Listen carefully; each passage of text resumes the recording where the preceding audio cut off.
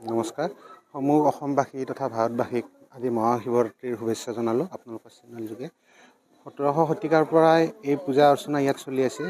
স্বৰ্গদেউ ৰাজেশ্বৰ সিংহই এই মন্দিৰ প্ৰতিষ্ঠা কৰিছিল আমি পোৱা তথ্য মতে, আৰু তেতিয়াৰ পৰা ইয়াত ধাৰাবাহিকভাৱে ইয়াত পূজা অৰ্চনা হৈ আছে। ৰাতিপুৱাৰ পৰা ভক্তৰ সমাগম হৈছে আৰু গধূলি ইয়াত পূজা সম্পূৰ্ণ হ'ব আৰু ৰাতি ভোগ হ'ব আৰু ইয়াত হাজোৰ লগতে হাজোৰ দাঁতিকাষৰীয়া যিখিনি অঞ্চল আছে সকলো ঠাইৰ পৰা ইয়াত ভক্তপ্ৰাণ ৰাইজৰ সোঁত বয় আৰু এতিয়ালৈকে আহি আছে।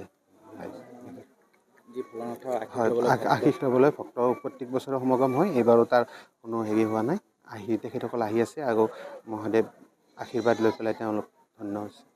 কেদাৰ মন্দিৰৰ ইতিহাস কি আছিলে?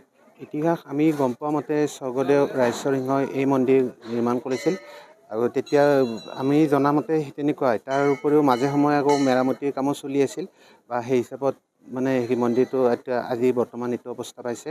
আগতে যাতায়াত সুগম নাছিল, কিন্তু এতিয়া সুগম হৈছে। ইয়ালৈকে বাহন আহিব পাৰে, সৰু বৰ গাড়ী আহিব পাৰে, ফলত ভক্তও আহিব পাৰে সুকলমে। এতিয়া অহা যোৱা ৰাস্তা অলপ ভাল হৈছে।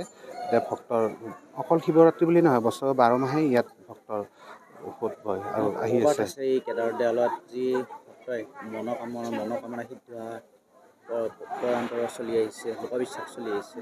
হয়, এইটো কথা সত্য।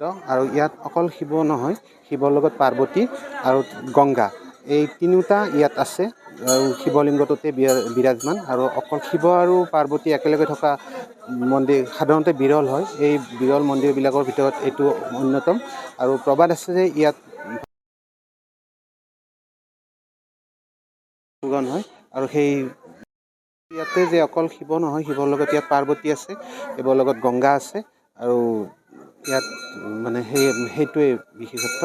আৰু এনেকুৱাকৈ হেৰি হৈছে, ভক্তৰ সমাগম হয় আৰু মনোবাঞ্ছা পূৰ্ণ হয়। ভক্তৰ আহে বহু দূৰ দূৰণিৰ পৰা আৰু তেনেকুৱাকৈ পূজা অৰ্চনা ইয়াত হয়।